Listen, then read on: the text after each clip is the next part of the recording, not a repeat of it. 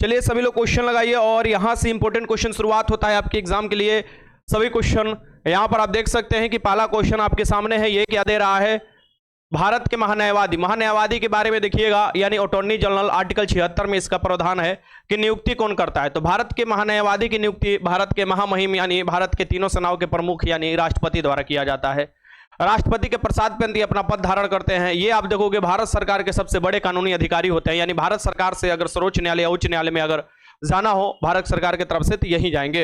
ये किसी भी सदन यानी लोकसभा राज्यसभा किसी भी सदन में बैठ सकते हैं, बोल सकते हैं, लेकिन अपना मत भी बोल सकते हैं, लेकिन ये वोट नहीं डाल सकते। इस बात को ध्यान में रखना, यानी जो सोचते हैं वो बोल सकते हैं लेकिन वोट नहीं डाल सकते क्योंकि ये संसद का सदस्य नहीं होते। ये याद रखिए। इसका आंसर क्या हो जाएगा, यहाँ पर बी हो जाएगा, राष्ट्रपति।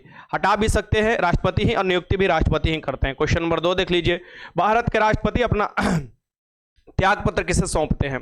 तो भारत के राष्ट्रपति अपना त्यागपत्र किसे सौंपते हैं ये आपको बताना है। क्वेश्चन नंबर आपको 2 लगाना है। लगाइए सभी लोग, आंसर लगाइए, मैं हट गया। भारत के राष्ट्रपति देखोगे अपना त्यागपत्र किसे सौंपते हैं, तो भारत के राष्ट्रपति अपना त्यागपत्र उपराष्ट्रपति को सौंपते हैं। आर्टिकल 56 फर्स्ट के तहत आप देखोगे इसका आंसर क्या हो जाएगा यहाँ पर सी। और उपराष्ट्रपति अपना त्यागपत्र किसे सौंपते हैं, राष्ट्रपति को सौंपते हैं। ठीक। लोकसभा के अध्यक्ष अपना त्यागपत्र लोकसभा के उपाध्यक्ष को सौंपते हैं और उपाध्यक्ष अपना लोकसभा अध्यक्ष को आपको सौंपते हैं। ठीक, ये बात ध्यान में रखिएगा। प्रधानमंत्री की नियुक्ति किसके द्वारा किया जाता है, राष्ट्रपति द्वारा। मुख्य न्यायाधीश की नियुक्ति किसके द्वारा किया जाता है, राष्ट्रपति द्वारा। उच्च न्यायालय या उच्चतम न्यायालय के न्यायाधीशों की नियुक्ति कौन करते हैं, आपको राष्ट्रपति ही करते हैं। लोकसभा के जो सदन लोकसभा होता है जब चुनकर आता है, जैसे 17वीं लोकसभा चुनकर आया 2019 में, तो लोकसभा के सदस्य ही लोकसभा के चयन करते हैं, उसमें से एक अध्यक्ष को। इस बात को ध्यान में रखिएगा, यानी कि अपने सदस्यों में से चुनते हैं। इसका आंसर क्या हो जाएगा, 2 का आंसर हो जाएगा 3। राष्ट्रपति उपराष्ट्रपति और राज्यपाल बनने के लिए न्यूनतम आयु 35 वर्ष चाहिए। क्वेश्चन नंबर 3 देख लीजिए, भारत के वर्तमान राष्ट्रपति कौन है। भारत के वर्तमान राष्ट्रपति का नाम बताना है। अभी के फिलहाल में देखोगे 15वीं राष्ट्रपति कौन है, द्रौपदी मुर्मू है। कौन हो जाएंगे, द्रौपदी मुर्मू हो जाएंगे। इसका आंसर क्या हो जाएगा डी। ये क्वेश्चन उस समय पूछा हुआ था तो इसे अपडेट कर दिया गया है। क्वेश्चन उस समय पूछा हुआ था कि कौन राष्ट्रपति है, तो अपडेट कर मैंने ये बना दिया है। 15वीं राष्ट्रपति द्रौपदी मुर्मू हो जाएंगे। क्वेश्चन नंबर 4 देख सकते हैं कि भारत के मुख्य न्यायाधीश कौन रहे हैं। तो भारत के मुख्य न्यायाधीश कौन रहे हैं, अभी चंद्रचूड़ जी हैं। ठीक, वी आई चंद्रचूड़ जी हैं। चलिए क्वेश्चन अभी लगाइए, एसएसजीडी का क्लास होगा, हम कहाँ बोल रहे नहीं होगा। अभी मेन आगे फोकस है बिहार दरोगा का भी एग्जाम है, तो उस पर ध्यान देना है ना, उसको तो छोड़ नहीं देना है। भारत के मुख्य न्यायाधीश कौन रहे हैं, तो भारत के मुख्य न्यायाधीश रहे हैं आरसी लोहाटी भी रहे, केएन सिंह भी रहे हैं और केजी बालकृष्णन भी रहे हैं, यानी उपयुक्त में से ये हो जाएंगे आपको सही। अभी 50वां पूछे मुख्य न्यायाधीश कौन है, तो अभी 50वां चंद्रचूड़ जी हैं। ठीक, वही चंद्रचूड़ जी हैं, आपको याद रखना चाहिए। क्वेश्चन नंबर 5 देख लेते हैं, राज्य मंत्री परिषद किसके प्रति उत्तरदायी होता है। तो राज्य के मंत्री परिषद किसके प्रति उत्तरदायी होते हैं आपको बताना है। तो राज्य के मंत्री परिषद किसके प्रति उत्तरदायी होंगे, बताइए, यहां पर क्वेश्चन लगाइए। तो राज्य के मंत्री परिषद आपको उत्तरदायी होंगे। राज्य वाला पूछ रहा है, केंद्र के मंत्री परिषद नहीं पूछ रहा है, यहाँ पर राज्य के मंत्री परिषद पूछ रहा है। तो यहां पर आपको क्वेश्चन लगाना है, ये किसके प्रति उत्तरदायी होते हैं, तो विधानसभा के प्रति। राज्य के मंत्री परिषद जैसे लोकसभा के प्रति आपको केंद्र के मंत्री परिषद उत्तरदायी होता है, वैसे ही विधानसभा के प्रति ये उत्तरदायी होते हैं। और व्यक्तिगत रूप से आप देखोगे कि जो मंत्री उत्तरदायी होते हैं केंद्र में राष्ट्रपति के प्रति होते हैं और आपको राज्य में राज्यपाल के व्यक्तिगत रूप से। लेकिन सामूहिक उत्तरदायित्व का सिद्धांत है, यानी कि यहाँ पर राज्य मंत्री परिषद किसके प्रति उत्तरदायी होते हैं, तो राज्य की विधानसभा के प्रति उत्तरदायी होते हैं, इसे भूलना नहीं है। चलो आगे चलते हैं, क्वेश्चन देखते हैं सी। क्वेश्चन नंबर 6 देख लो, भारत के महान्यायवादी को कौन हटा सकता है। मैंने पहले भी बताया कि भारत के महान्यायवादी को राष्ट्रपति नियुक्त भी करते हैं और हटा भी। कुछ खेत सिंचाई का काम था, क्लास नहीं करते, अब रोज करेंगे। कोई बात नहीं संजीत सत्यार्थी, खेती भी जरूरी है, खेती नहीं होगा तो पैसा कहां से आएगा, फिर घर का गुजारा कैसे लोग चलेंगे बताओ। अरे खेती करना एकदम समझो कि करा जाना चाहिए, कोई दिक्कत नहीं है। ठीक, हम लोग भी किए हैं। भारत के महान्यायवादी कौन हटा सकता है, भारत के महान्यायवादी को कौन हटा सकता है, राष्ट्रपति। नियुक्त भी कौन कर सकता है, राष्ट्रपति। माने राष्ट्रपति के प्रसाद पे ये इनका पद अपना धारण करते हैं। क्वेश्चन नंबर 7 देख लो। अरे आसान पॉलिटी का क्वेश्चन उतना हार्ड नहीं पूछता है। मान लो 10-12 क्वेश्चन दरोगा में पॉलिटी का पूछा तो आप 8-9 आराम से करोगे। बाकी ऊपर जो क्वेश्चन करोगे वो तुम्हारा उसमें कॉन्सेप्ट जरूरी होता है, अच्छे से कॉन्सेप्ट क्लियर किए रहोगे, आराम से क्वेश्चन कर आ जाओगे। ऐसा क्वेश्चन था। बिहार में कुल कितने प्रमंडल है, कमिश्नरी की संख्या पूछ रहा है। बिहार में टोटल 9 प्रमंडल है, 9 प्रमंडल है बिहार में टोटल। इसका आंसर क्या हो जाएगा, सी हो जाएगा, यानी कमिश्नरी की संख्या पूछ रहा है, इसका आंसर क्या हो जाएगा, सी। क्वेश्चन नंबर 8 देख लो। क्वेश्चन नंबर 8 आपके सामने है, झारखंड देश का कौन सा राज्य है। जो झारखंड है यह देश के कौन से राज्य है आपको बताना है। तो झारखंड जो हुआ था बिहार से अलग हुआ था। देखो बिहार जब अलग हुआ 1912 में, देखोगे 1912 में बिहार जब अलग हुआ था, यानी बिहार, तो ये बंगाल से अलग हुआ था। बिहार किससे अलग हुआ था? बंगाल से। बंगाल से अलग हुआ था, आप लोग पता होना चाहिए। लेकिन उस समय बिहार में उड़ीसा भी था। कौन था? उड़ीसा भी था, इसे याद रखिएगा, उड़ीसा भी था। लेकिन उड़ीसा को 1936 में, यानी 1936 में अलग हो गया उड़ीसा भी बिहार से। फिर बच गया बिहार और झारखंड, बिहार और झारखंड बच गया। आप देखोगे 15 नवंबर को 2002 में, 2000 में, माफ करना, 2000 में, 2 में नहीं, 2000 में ये झारखंड अलग हो जाता है और 28वां राज्य बनता है बिहार से अलग होकर। इसका आंसर क्या हो जाएगा? सी हो जाएगा। अभी टोटल कितने राज्य है बिहार में? 28 बिहार में नहीं, देश में। अभी टोटल कितने राज्य है देश में? 28 आपको राज्य है और 8 केंद्र शासित प्रदेश। जिस दिन मैं ये वीडियो बना रहा हूं, यानी आज 4 दिसंबर 2023 के समय मैं आपको बता रहा हूं। ये देखो, आप देखो क्वेश्चन नंबर 9, बिहार में लोकसभा की संख्या कितनी है? बिहार में लोकसभा सीटों की संख्या कितनी है? तो बिहार में देखोगे आपको 40 लोकसभा की सीट है, राज्यसभा के आपको 16 सीट है, विधानसभा के 243 सीट है और विधान परिषद के 75 को सीट है। तो ये आपको देखने को मिलता है आपका बिहार में सीटों की संख्या। तो इसका आंसर क्या हो जाएगा? यहां पर 40 हो जाएगा, डी हो जाएगा। आगे देखते हैं क्वेश्चन नंबर 10, देख लीजिए। राज्यसभा और लोकसभा की संयुक्त बैठक कौन बुलाता है? राज्यसभा, और आपको बताना है राज्यसभा और लोकसभा। राज्यसभा लोकसभा को सामान्य विधेयक पर अगर गतिरोध हो जाता है, मनमुटाव हो जाता है, तो फिर संयुक्त बैठक बुलाते हैं, राष्ट्रपति बुलाते हैं आर्टिकल 108 के तहत। अनुच्छेद 108 के तहत राष्ट्रपति बुलाते हैं। तो ये बोल रहा है कि कौन संयुक्त बैठक बुलाता है? राष्ट्रपति। और अध्यक्षता कौन करता है? क्वेश्चन अच्छा है कि आपको जो संयुक्त बैठक होते हैं उसमें अध्यक्षता किसके द्वारा किया जाता है? तो लोकसभा के अध्यक्ष द्वारा किया जाता है। इसे भली बात याद रखिएगा, लोकसभा के अध्यक्ष। और लोकसभा के अध्यक्ष नहीं है तो उपाध्यक्ष द्वारा किया जाएगा। फिर वो नहीं है तो राज्यसभा के उपसभापति द्वारा। सभापति नहीं, यानी उपराष्ट्रपति कभी भी संयुक्त बैठक की अध्यक्षता नहीं कर सकते। सर डेंगू हो गया था इसलिए क्लास नहीं कर रहे थे। चलो ठीक है, डेंगू हो गया था तो अब डेंगू से निजात पा लिए हो, अब क्लास करो, लगातार क्लास आप लोग करिए, रिवीजन कीजिए, अच्छा होगा। अगर एग्जाम में चाहते हैं कि इस बार जॉब लग जाए, वर्दी आपका सपना पूरा हो, तो जरूर। क्वेश्चन 11 देखिए, एक व्यक्ति ग्राम पंचायत के सदस्य के लिए चुनाव लड़ता है तो उसकी उम्र कितनी होनी चाहिए? एक व्यक्ति ग्राम पंचायत सदस्य के लिए, आपको ग्राम पंचायत सदस्य यानी कि पंचायती राज से कहीं ना कहीं संबंधित है, और ग्राम पंचायत यानी मुखिया आप बोल सकते हो, और उसका उम्र कम से कम कितना होना चाहिए? 21 वर्ष या उससे अधिक होना चाहिए। 18 वर्ष से तो हम लोग 18 वर्ष या 18 वर्ष ऊपर है तो वोटर लिस्ट में नाम है तो हम लोग वोट डाल सकते हैं, ठीक ना। जो कि आप देखोगे 18 वर्ष किया गया था, पहले 21 वर्ष था वोट डालने का, उम्र 21 वर्ष था, लेकिन 61वां संविधान संशोधन द्वारा 1989 में इसे 18 वर्ष कर दिया गया। ठीक, चलो इसका आंसर क्या हो जाएगा? यहां पर सी हो जाएगा आपका, सी। क्वेश्चन नंबर 12 देख लो, हाल ही में भारत के किस पड़ोसी देश में राजतंत्र की समाप्ति की घोषणा हुई है? राजतंत्र की समाप्ति की घोषणा हुई है, अपना पड़ोसी देश था 2008 में, देखोगे यहां पर राजतंत्र की समाप्ति की घोषणा कर दी गई थी। और फिर देखोगे 2015 में इसका अपना संविधान भी आ गया था। ये कौन सा देश है? ये देश है अपना नेपाल। इसका आंसर क्या हो जाएगा? यहां पर सी हो जाएगा, अपना देश नेपाल है। आगे चलते हैं, क्वेश्चन नंबर 13 देख लो, राज्यसभा का सदस्य निर्वाचित होने के लिए आवश्यक न्यूनतम उम्र कितनी होनी चाहिए? राज्यसभा के सदस्य निर्वाचित होने के लिए, राज्यसभा को उच्च सदन कहा जाता है। राज्यसभा में मैक्सिमम 250 संख्या हो सकता है, लेकिन अभी जो होता है 245 पर चुनाव होता है, जिसमें से 12 जो है राष्ट्रपति मनोनीत करते हैं, ठीक, विशेष क्षेत्र से। अब यहां पर देखना है कि राज्यसभा देखोगे इसका उच्च सदन है, आर्टिकल 80 में देखोगे राज्यसभा के बारे में दिया है, आर्टिकल 81 में आपको लोकसभा के बारे में, आर्टिकल 79 में संसद के बारे में बताया गया है। संसद में देखोगे 2 सदन होते हैं, लोकसभा और राज्यसभा, और एक आपको महामहिम राष्ट्रपति भी सम्मिलित कर लिए जाते हैं, ठीक। ये कह रहा है कि आपको राज्यसभा के लिए 30 वर्ष होना चाहिए और विधान परिषद के लिए भी 30 ही वर्ष होना चाहिए, यानी कि विधान परिषद दे तो यहां पर कितना चाहिए भी? आपको 30 वर्ष चाहिए, जो 6 राज्यों में अभी विधान परिषद है। अगर यही बात करें लोकसभा का बात करें और विधान आपको सभा का बात करें, एलएस और बीएस यानी लोकसभा और विधानसभा की बात करें, उनकी उम्र 25 वर्ष न्यूनतम चाहिए होता है। 35 वर्ष किसका चाहिए होता है? राष्ट्रपति चाहिए होता है न्यूनतम, उपराष्ट्रपति चाहिए होता है न्यूनतम, और राज्यपाल चाहिए होता है न्यूनतम 35 वर्ष चाहिए होता है। यह राज्यसभा के बारे में पूछ रहा था, इसका आंसर क्या हो जाएगा? यहां पर बी हो जाएगा। क्वेश्चन नंबर 14 देखिए आपके सामने, भारत के राष्ट्रपति को पद से कौन हटा सकता है? सो भारत के राष्ट्रपति को उनके पद से कौन हटा सकता है? लूसेंट 20 तारीख को स्टार्ट होगा, लूसेंट 20 तारीख को स्टार्ट होगा, उसका बैच बन जाएगा। और लूसेंट में खासियत यह होगा कि क्यूज के साथ साथ मैं आपको मतलब कि थ्योरी टेस्ट विथ आपको उसमें आपको हर सब्जेक्ट का आपको टेलीग्राम क्यूज मिल जाएगा। ये भी सुविधा मैं आपको जितने मैक्सिमम सुविधा हो पाए उस तरीके से मैं अभी कर रहा हूं काम, और सही हो जाएगा तो मैं बता दूंगा कि कैसे आप लोग ज्वाइन कर सकते हैं।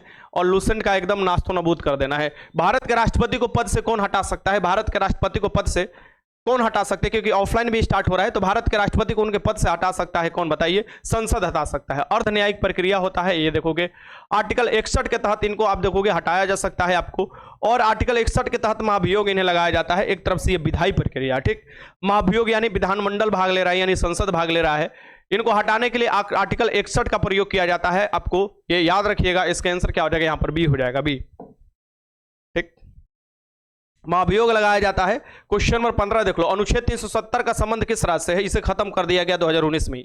सो अनुच्छेद 370 के काम तमाम हो गया, इसका आंसर क्या हो जाएगा, यहां पर सी हो जाएगा, ये जम्मू कश्मीर से संबंधित है। क्वेश्चन नंबर 16 देख लो, भारत के संविधान की उद्देशिका के बारे में निम्न में से कौन सा कथन सही है। तो भारत के संविधान की उद्देशिका, उद्देशिका मतलब कि प्रस्तावना, प्रस्तावना की किसने पेश किया था, 13 दिसंबर 1946 को जवाहरलाल नेहरू ने संविधान सभा में प्रस्तुत किया था, और 22 जनवरी 1947 को इसे अपना लिया गया था। तो ये क्वेश्चन पूछ रहा है, चलो ये ज्यादा ही बड़ा क्वेश्चन हो गया है, इसे हम लोग मतलब इसे मैं पढ़कर आपको बताता हूं, ठीक, फिर मिलान आप लोग कर लीजिएगा।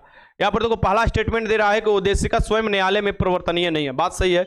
न्यायालय में प्रवर्तनीय कौन है, मौलिक अधिकार है, उद्देशिका नहीं है, ठीक, स्वयं न्यायालय में प्रवर्तनीय नहीं है, इस बात को ध्यान में रखिएगा। उद्देशिका ये बात सही दे रहा है। उद्देशिका उन आदर्शों को बताती है जिन्हें संविधान द्वारा स्थापित और आगे बढ़ाना चाहता है, यानी कुल आदर्श जो है उद्देशिका में एक परिचय पत्र के रूप में आपको दे दिया गया है, यानी क्या क्या हमारा आदर्श है और कहां हम अपना लोकतंत्र को देखना चाहते हैं और किधर ले जाना चाहते हैं, ये बात सही है।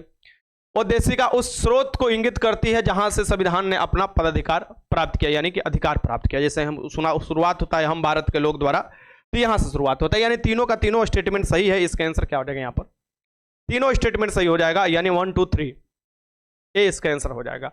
प्रस्तावना या उद्देशिका में अभी अब एक बार संशोधन हुआ था, 1976 में हुआ था, और वो हुआ था 42वें संविधान संशोधन द्वारा। 3 शब्द जोड़े गए थे, अखंडता, समाजवादी और पंथ निरपेक्ष। क्वेश्चन नंबर 17 देख लो, सर्वोच्च न्यायालय ने निजता के अधिकार को संविधान के किस मूलभूत अधिकार के अधीन रखा है। सर्वोच्च न्यायालय जो है निजता के अधिकार, राइट टू प्राइवेसी देखोगे, राइट टू प्राइवेसी, जीने का अधिकार, ज्यादा ऊंचा आवाज से आपको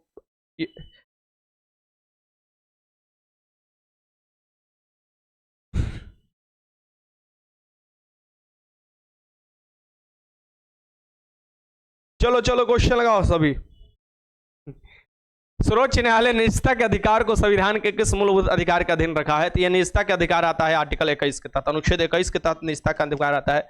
राइट टू प्राइवेसी है, ये अनुच्छेद 21 है, इसके अनुसार आता है। क्वेश्चन नंबर 18 देख लेते हैं, निम्नलिखित में से कौन से संविधान राष्ट्रपति को किसी भी मामले में पुनः विचार के लिए मंत्रिमंडल को भेजने की शक्ति प्रदान करता है। चलो क्वेश्चन लगा लो, अरे क्वेश्चन लगा लो बउआ, सब बात बाद में करना, क्वेश्चन लगा लो। देखो निम्नलिखित में से कौन सा संविधान के राष्ट्रपति को किसी भी मामले में पुनः विचार के लिए भेजा जा सकता है, ये मंत्रिमंडल द्वारा। लेकिन मंत्रिमंडल फिर विचार करके राष्ट्रपति को भेजते हैं तो राष्ट्रपति इसे साइन करने के लिए यानी पारित करने के लिए बाध्य हो जाएंगे, इस बात को ध्यान में रखिएगा। और ये 44वें संविधान संशोधन 1978 द्वारा प्रावधान कर दिया गया। एक बार तो विचारार्थ हो सकता है लेकिन दोबारा नहीं। इसका आंसर क्या हो जाएगा, यहाँ पर डी हो जाएगा, डी हो जाएगा। क्वेश्चन नंबर 19 देख लो, रामनाथ कोविंद भारत के राष्ट्रपति थे। रामनाथ कोविंद भारत के 14वें राष्ट्रपति थे, ठीक, भारत के 14वें राष्ट्रपति थे। अभी 15वें राष्ट्रपति जो है उड़ीसा से आती हैं, उनका घर उड़ीसा है। और पहली जनजातीय महिला आपको प्रधानमंत्री भी मिलेंगे, राष्ट्रपति भी मिलेंगे, पहली जनजातीय महिला राष्ट्रपति द्रौपदी मुर्मू। आपको सूची दिया है, सूची को मिलान करना है। देखते हैं, संवैधानिक प्रावधान दिया है, स्रोत दिया है, अब इसको मिलान कर लेना है। चलो इसको मिलान करो, आप लोग देखो इसका आंसर क्या होगा। चलो पहले मिलान कर लेते हैं, फिर आपको आंसर इसका लगा लेंगे, ठीक।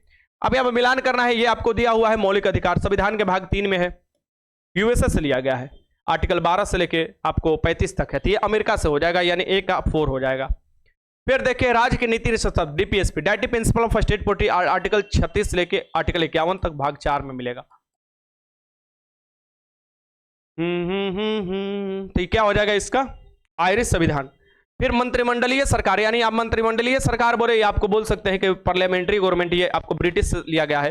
केंद्र संबंध को आपको कनाडा के संविधान से, क्योंकि हमारा केंद्र मजबूत है, राज्यों से ज्यादा शक्ति केंद्र को दिया गया है, इसलिए केंद्र संबंध जो है वो हमारा जो लिया गया है वो आपको कनाडा वाला मॉडल अपनाया गया है, कनाडा वाला मॉडल अपनाया गया है, यानी एकात्मक शक्ति ज्यादा देखने को मिलती है। अब इसमें आप ऑप्शन लगाओगे तो 1 का 4 लगाओगे, 1 का 4 सभी में दिया हुआ है। फिर एलिमिनेट करते हैं, 3 का आपको दिया हुआ है 3, मतलब कि 2 का 3, यानी यहां पर देख सकते हैं कि इसका आपको 3 आ रहा है, तो यहां पर देखो 3 किस में आ रहा है, इसमें आ रहा है और इसमें आ रहा है। फिर आगे बढ़ते हैं, हाँ ये हो जाएगा, इसका आंसर सी हो जाएगा, सी मिलान हो जाएगा। आगे देखते हैं, क्वेश्चन नंबर 21 देख लो। हाँ क्वेश्चन नंबर 21 है, लोकतंत्र के बारे में निम्न में से कौन सा कथन विचार कीजिए। अब देखो लोकतंत्र के बारे में भी विचार करना, इसमें से कौन सा कथन सही है। चलो विचार करते हैं। इसमें लोगों द्वारा निर्वाचित सरकार का गठन होता है, एकदम सही है। लोकतंत्र के में लोगों का तंत्र होता है, यानी लोगों द्वारा जो चुनकर भेजे जाते हैं उनसे सरकार का आपको गठन होता है। लोकतंत्र में वर्तमान में सत्तासीन लोगों को होने की संभावना अधिक होती है। हाँ ठीक है, सत्तासीन जो लोग होते हैं पहले से जो हैं वो उनको ज्यादा होने की संभावना होती है, उनका प्रभाव दिखाई देता है। प्रत्येक मत का मूल्य 1 हो जाता है, ये बात तीनों आपको सही है। इसका आंसर क्या हो जाएगा, यहाँ पर बी हो जाएगा। लोकतंत्र की यह खासियत है। क्वेश्चन नंबर 22 देख लो। निम्नलिखित में से कौन से अंतर्राज्यीय परिषद का गठन करता है। अंतर्राज्यीय परिषद, अंतर्राज्यीय परिषद जो हुआ था 1990 में इसका गठन हुआ था। सरकारिया आयोग ने सिफारिश किया था और अंतर्राज्यीय परिषद के गठन का। इसका अध्यक्ष पूछे तो प्रधानमंत्री होता है, अध्यक्ष प्रधानमंत्री होता है, लेकिन इसका पूछ रहा है कि गठन आपको कौन से आर्टिकल के तहत भी पूछ सकता है, यानी अंतर्राज्यीय परिषद का कौन सा आर्टिकल के तहत किया जाता है, यह भी आपसे पूछ सकता है। तो ये सब आपको क्वेश्चन देख लेना है, क्योंकि एग्जाम से पहले ये सब रिपीटेड क्वेश्चन है। आर्टिकल 263 के अंतर्गत देखोगे, आर्टिकल 263 के अंतर्गत देखोगे। अब ये करता कौन है, ये राष्ट्रपति करते हैं। कौन करते हैं, राष्ट्रपति करते हैं। अध्यक्षता कौन करता है, आपको प्रधानमंत्री करते हैं। कब बना, 1990 में, आर्टिकल 263। आगे देखते हैं 22-23 देखो।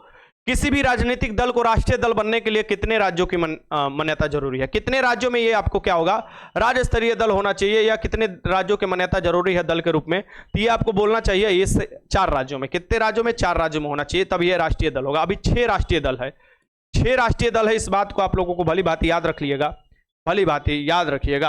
आगे देखिए, आप भी यानी कि आम आदमी पार्टी वाला भी पार्टी जो है वो नेशनल हो चुका है। क्वेश्चन 24 देखिए। किस राजनीतिक ने द कोलिशन ईयर्स 1996 से 2012 नामक पुस्तक लिखा। कोलिशन ईयर 1996 से 2012, यानी कि 1996 से 2012 में जो कोलिशन होकर सरकार बनता था उसके बारे में ये बताए थे। और ये राष्ट्रपति रह चुके हैं, इनका नाम है प्रणब मुखर्जी। इसका आंसर क्या हो जाएगा, यहाँ पर बी हो जाएगा, प्रणब मुखर्जी। क्वेश्चन नंबर 25 आपके सामने है, इसे लगाइए। क्वेश्चन नंबर 25, भारतीय संविधान की कौन सी अनुसूची भाषाओं के उल्लेख करती है। भारतीय संविधान में देखोगे टोटल अभी 12 अनुसूची है, पहले 8 अनुसूची था, लेकिन अभी 12 अनुसूची है। अभी 12 अनुसूची है, इसमें देखोगे टोटल 22 भाषा है। पहले 14 को भाषा था, लेकिन समय के साथ बढ़ा और अभी 8वीं अनुसूची में टोटल 22 को भाषा है। इसका आंसर क्या हो जाएगा, यहाँ पर 8वीं अनुसूची में टोटल 22 को भाषा है। इसका आंसर क्या हो जाएगा, यहाँ पर बी हो। Question number 26, doctor Rajendra Prasad कितने वर्ष तक भारत के राष्ट्रपति रहे। डॉक्टर राजेंद्र प्रसाद कितने वर्ष तक भारत के राष्ट्रपति रहे, तो ये आपको ऑप्शन के अकॉर्डिंग चलना है। भारतीय राष्ट्रपति रहे थे 1950 से लेकर 1962 तक। इसका आंसर क्या हो जाएगा, आपका सी हो जाएगा। लगातार 2 कार्यकाल इन्होंने पूरा किया था और सबसे अधिक दिनों तक राष्ट्रपति रहे थे। 26 का आंसर सी हो जाएगा। क्वेश्चन 27 देख सकते हैं, 27 लगाइए।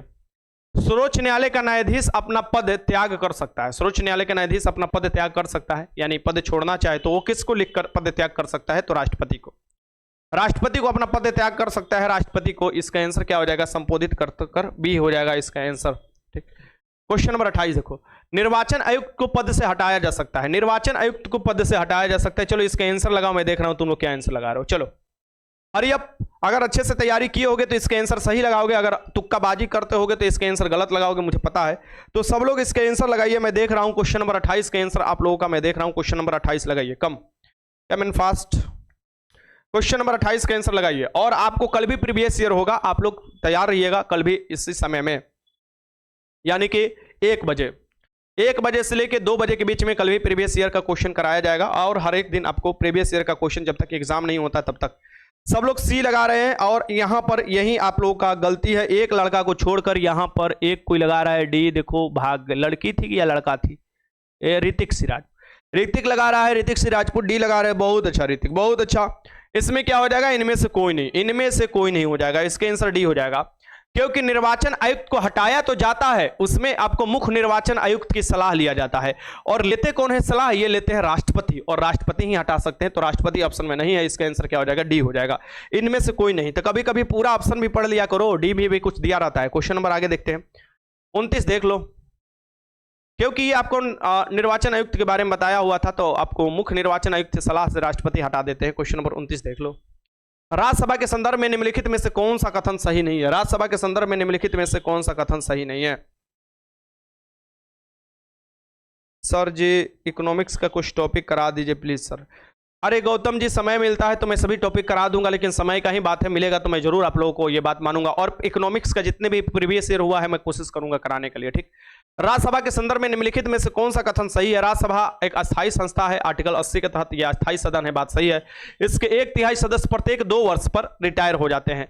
2 वर्ष पर इसके 1/3 सदस्य प्रत्येक 2 वर्ष पर रिटायर होते हैं। राज्यसभा का गठन 1958 में नहीं है भैया, देखो इसके 1/3 सदस्य प्रत्येक 2 वर्ष पर क्या होते हैं ना कि आपको चेंज हो जाते हैं यानी रिटायर होते हैं, लेकिन उनका कार्यकाल 6 वर्ष का होता है। कार्यकाल क्या होता है? 6 वर्ष का होता है, लेकिन उनका आपको नया आपको आएंगे यानी 6 वर्ष जो सर्कुलर पाथ 1/3 कर चुनाव होता है हर 2-2 साल में, तो वो 6-6 वर्ष का एक सर्कुलर पाथ वो आपको अपनाते रहते हैं।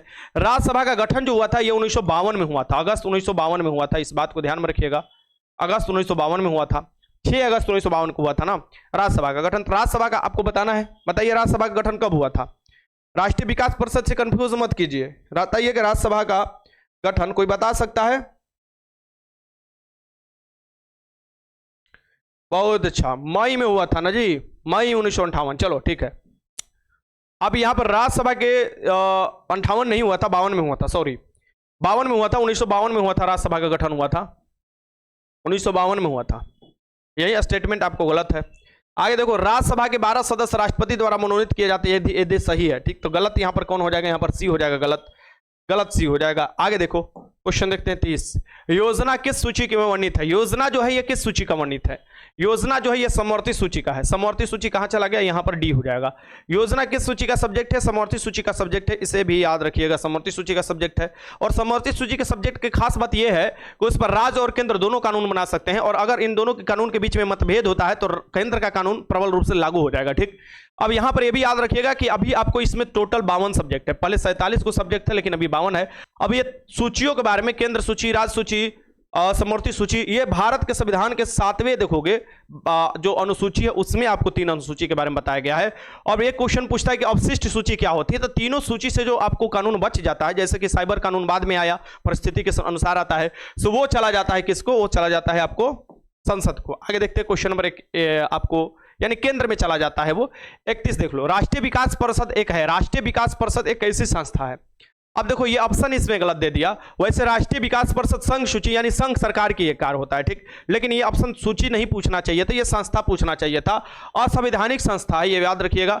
और इसका भी गठन 1952 में किया गया था। राष्ट्रीय विकास परिषद जो होता है पंचवर्षीय योजना का अनुमोदन करता है, तो मुझे लगता है इसका ऑप्शन ही आपको उठपटांग दे दिया था, यानी कि मिसटाइप हो गया था। क्वेश्चन नंबर 32 देख लेना है, यहाँ पर क्या कर रहा है कि संसद द्वारा पास किया हुआ विधेयक तभी एक कानून बन पाता है जब उस पर निम्नलिखित में से किसने पास किया हो। तो संसद यानी लोकसभा बात कर रहा है, लोकसभा राज्यसभा दोनों से अगर पास हो जाता है तो वह कानून तभी बन पाता है जो जिनका आपको किसके पास जाता है? राष्ट्रपति के पास। और राष्ट्रपति क्या करते हैं? अपना सिग्नेचर कर देते हैं, तो राष्ट्रपति से भी पास हो जाता है और वो कानून बन जाता है। इसका आंसर डी हो जाएगा। क्वेश्चन नंबर 33 देख लो, भारतीय संविधान के अंतर्गत निम्नलिखित में से कौन सा एक भारत का मूल अधिकार नहीं है? ये क्या बोल रहा है भाई? हाँ, ये बोल रहा है भारतीय संविधान के अंतर्गत निम्नलिखित में से कौन सा एक भारतीयों का मूल अधिकार नहीं है। यानी मूल अधिकार जो संविधान के भाग 3 में है, संविधान के भाग 3 को भारत का संविधान के मैग्ना कार्टा कहा जाता है। तो कानून के समक्ष क्षमता आर्टिकल 14 एकदम सही है। अपना शिक्षण संस्थान बनाने पर प्रतिबंध नहीं लगाया गया है, ये गलत है, ये कोई मूल अधिकार नहीं है। अपना प्रतिबंध कहां से यहां पर हो जाएगा? धर्म की स्वतंत्रता है, भाषण देने की स्वतंत्रता आर्टिकल 19 के फर्स्ट के अंतर्गत, धर्म की स्वतंत्रता आर्टिकल 25 के अंतर्गत। तो ये आपको जो दिया है प्रतिबंध है, ये आपको गलत दिया हुआ है। इसका आंसर क्या हो जाएगा? यहां पर बी हो जाएगा। क्वेश्चन आगे देखते हैं 34।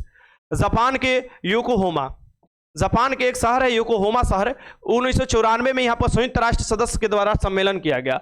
इस किसके लिए सम्मेलन किया गया था? तो आपदा, देखो आपदा जो प्राकृतिक आपदा, जैसे सुनामी हो गया, जैसे बाढ़ हो गया, जैसे कि भूकंप हुआ, इस तरीके से आपदाओं से कैसे निपटा जाए उसके लिए ये प्राकृतिक आपदा नियंत्रण के लिए आपको सम्मेलन किया गया था योकोहामा शहर में। तो पूछता है कि योकोहामा सम्मेलन जो था वो प्राकृतिक आपदा से संबंधित है। क्वेश्चन नंबर 35 देख लो, भारतीय संविधान में प्रारंभ मौलिक कर्तव्य का प्रावधान नहीं था। भारतीय संविधान जब लागू हुआ था 26 जनवरी 1950 को, तो कोई मौलिक कर्तव्य वाला पाठ नहीं था।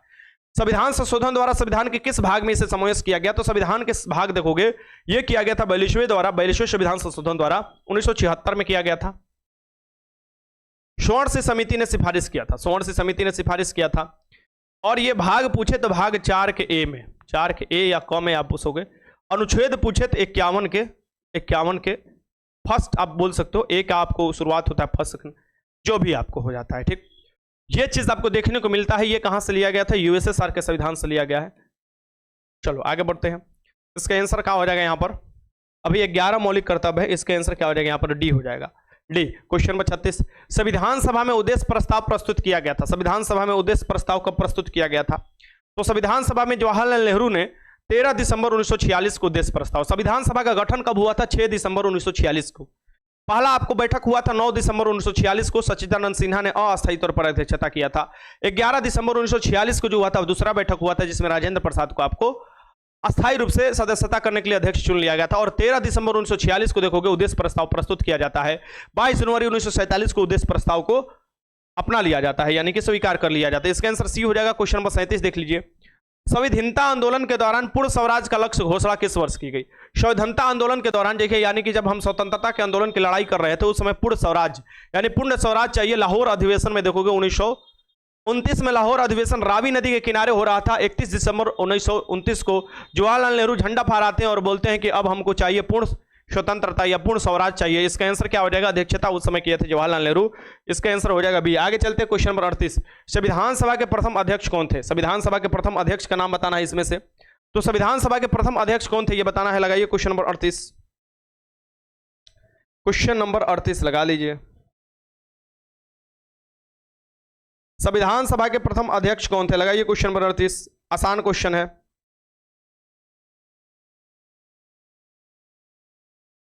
देखो, संविधान सभा के प्रथम अध्यक्ष पूछे तो क्या लगा रहे हो तुम लोग? बी। बी बहुत अच्छा, क्योंकि देखो संविधान सभा के प्रथम अध्यक्ष कह रहा है, यानी कि कभी ना कभी अध्यक्षता।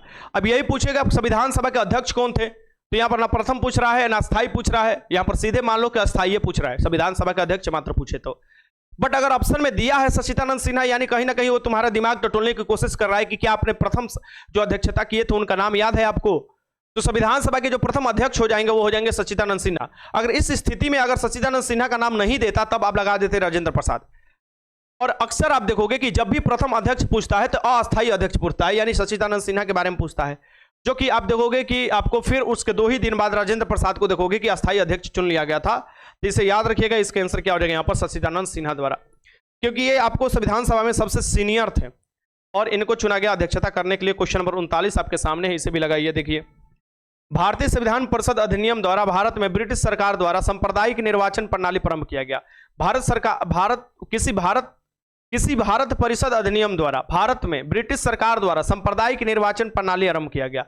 तो सांप्रदायिक निर्वाचन प्रणाली यानी कि मार्लो मिंटो सुधार के नाम पर आप देखोगे कि ये आपको पृथक निर्वाचक मंडल के लिए 1909 में आया था अधिनियम। इसमें सांप्रदायिकता को सबसे पहले इंट्रोड्यूस किया गया।